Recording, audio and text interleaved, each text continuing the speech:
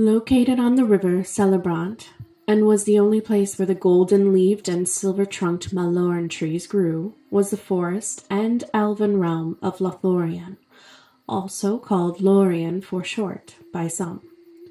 Named after Ermu, a Vala known as Lorien, who was master of dreams and visions.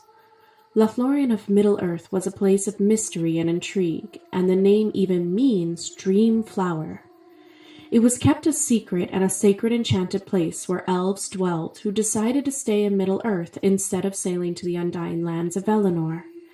By the power of Galadriel's water ring, Nianya, the Lothlorien realm is an ancient and protected elven realm that no foul thing could ever invade, unless Sauron himself gained access to the One Ring to rule them all. Lorien was a silver-lit garden of rest within Valinor, where Lorien and his wife Este lived. She had the power to heal all weariness and pain, and he had the power to give vision and dreams. Lothlorien on Arda was a reflection of what fairy gardens lay beyond in Valinor. The first inhabitants of the Lothlorien realm on Arda were the Untitled Elves, who refused to move west when asked. Later, it became a mix of descendants of Mirkwood and Sylvan elves ruled over by Celeborn and Galadriel over time, keeping Lothlorien untouched by the darker armies of Sauron in Middle-earth. However, neither of them took royal titles, as they only saw themselves as the guardians of the Golden Wood, and not king or queen. The Lothlorien elves were a secretive bunch that rarely ever ventured outside of their realm. Galadriel would go to Rivendell for the White Council meetings after it was first established in the Third Age, 2463, and there were a few scouts of Lothlorien who would move around Middle-earth acting as informants. Legolas said, "It is long since any of my own folk journeyed hither back to the land. Once we wandered in ages long ago, but we hear that Lorien is still not deserted, for there is a secret power here that holds evil from the land. Nevertheless, its folks are seldom seen." Even still, Legolas was in awe of the beauty of the Golden Wood, and said this of Lothlorien's realm in the book, The Fellowship of the Ring. "That is the fairest of all the dwellings of my people. There are no trees like the trees of that land. For in the autumn their leaves fall not, but turn to gold. Not till the spring and the new green opens do they fall, and then the boughs are laden with yellow flowers, and the floor of the wood is golden. And golden is the roof, and its pillars are of silver, for the bark of the trees is smooth and gray. So still our songs in Mirkwood say, my heart would be glad if I were beneath the leaves of that wood, and it were a springtime." Lothlorien is a beautiful but perilous place, and often humans would hear tales of how people would enter the Golden Woods. Very few would ever come back out, and if they did, they were not untouched by dangers that lie await inside. Aragorn replies wisely, "With perilous indeed, fair and perilous, but only evil need fear it, for those who bring evil with them." It seems to suggest the Golden Woods are alive and almost as sentient as the elves who dwell within it, watching and reading the souls of men who enter the realm from afar. For no truly dark enemy can ever invade it, though kept at bay by magic held within.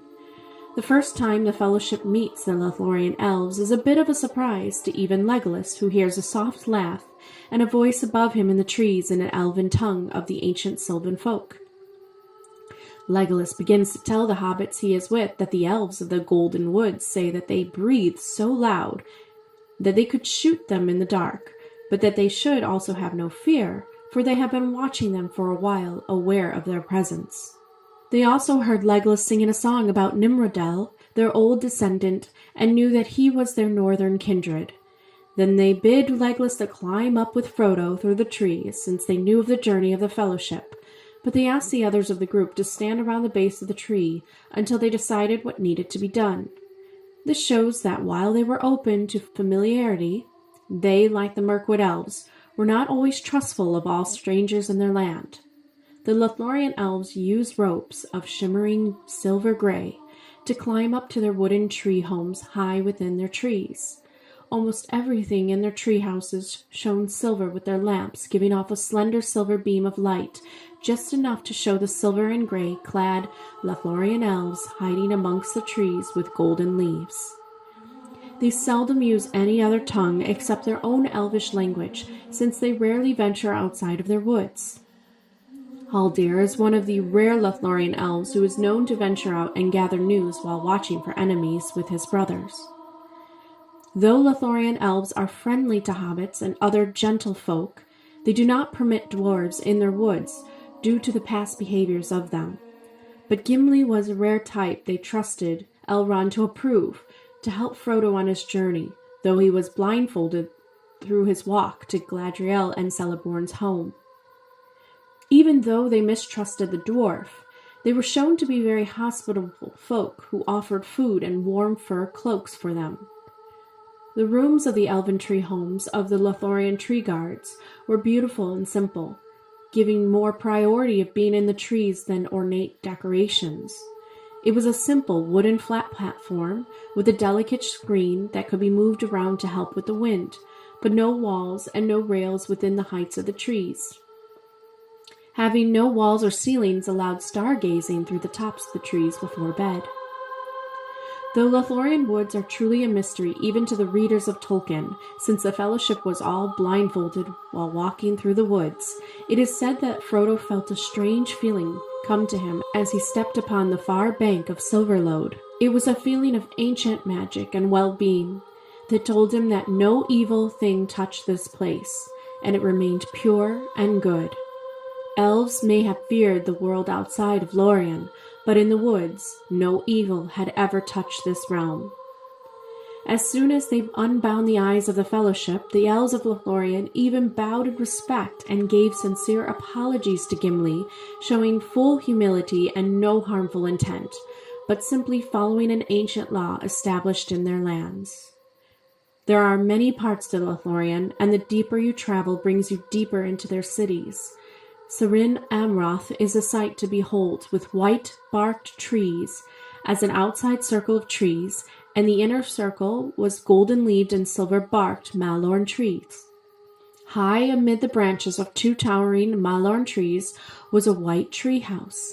At the feet of the trees and the hillside, the grass was studded with small golden flowers shaped like stars, and among them, nodding on slender stalks, were other flowers, white and the palest green. They glimmered as a mist amid the rich hue of the grass, and to eyes of Frodo the ancient structure was only recognized as beautiful shapes and colors, gold, white, blue, and green, and carried a fresh and deeply moving atmosphere. Sam even said, "I thought the elves were all for moon and stars, but this is more elvish than anything I had ever tell of. I feel as if I am inside a song." Deeper through Lorien, the home of Galadriel and Celeborn can be found called Caras Galadhon.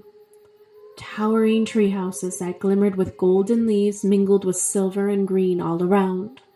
A white bridge takes travelers to the elven gates, and inside the city is a beautiful and serene civilization of a vast network of tree houses within the forest. A treehouse city that has silver lanterns all around and silk gray tree trunks with golden leaves. The house of Galadriel and Celeborn is a large oval-shaped treehouse you go up to from a white shimmery ladder, with a giant Malorn tree growing through the center. The walls were green and silver, and its roof was made of gold. Galadriel and Celeborn were very tall elves, and beautiful, with hair that shimmered as deep gold for Galadriel and a bright long silver for Celeborn. They are serious and grave, but youthful in their faces, except for their eyes. As Tolkien said, their eyes held a depth to them that were keen as lances in starlight, and very profound, holding deep memories within. Celeborn, though he remains deeply hidden in the elf city of the Golden Woods, he is friendly and addresses everyone by their name.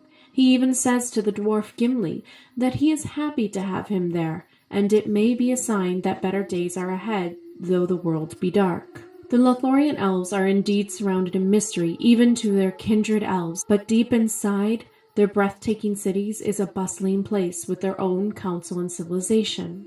Sam remarked that these elves of Lothlorien were a bit like hobbit folk, where they preferred to stay in their lands and not venture out. They were peaceful and looked for no trouble and didn't seem to want it, happy to have a peaceful community of closeness. "It is wonderfully quiet here," Sam remarked.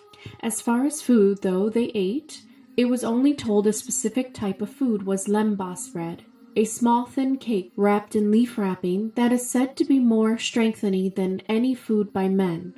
Their clothing styles were light but warm, silken stuff that the tree elves wove. It is said it is hard to tell the colors of the silk. They were gray with a hue of twilight under the trees, and when moved in sunlight they were green and shadowed leaves, or brown by night, and dusk silver as water under the starlight. Each cloak was usually fastened by a brooch that was a green leaf vined with silver. They help camouflage the wearer and keep them either cool or warm depending on the need. Since Galadriel was seen to wear a crown of golden flowers in her hair, the Lothlorien elves switched off between favoring gold and silver many of times, and liked none the less than the other. When the Lothlorien elves did need to travel, they went by boat. On the shores of the river were a port to boats silver gray, green and white, and gold. Delicate boats, slender but sturdy, with leaf-shaped oars. This suggested the Lothlorien elves were crafty and had developed a way of weaving and creating unusually strong but beautiful and light items. Galadriel is a good representation of this energy within their people. They are swift and nearly invisible foes to orcs and other beings with ill intent, and kill without mercy those who they deemed evil, who come into their woods. But as Galadriel smiled down upon Gimli in meeting, it showed an open-mindedness that is deeply embedded in these elves, as long as they sense you have a pure heart.